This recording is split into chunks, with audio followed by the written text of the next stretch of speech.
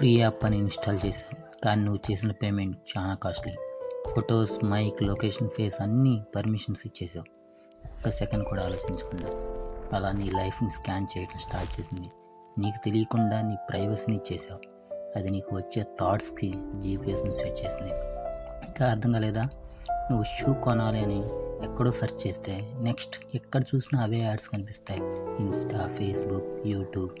ఇవన్నీ కోయిన్సిడెన్స్ అనుకుంటున్నావా? Algorithm. Free app కదా అని అనుకుంటున్నావు, కానీ పే చేసింది నువ్వే. నీ ప్రైవసీతో, నీ అటెన్షన్తో, నీ ఐడెంటిటీతో.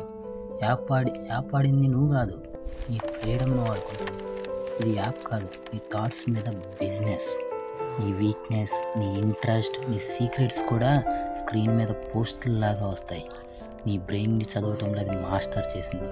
యాప్స్లో కాకుండా లైఫ్స్లో కనెక్ట్ అవ్వు. లాస్ట్లో ఒక్క మాట, యాప్ని నువ్వు వాడట్లేదు, అదే నిన్ను వాడుతుంది.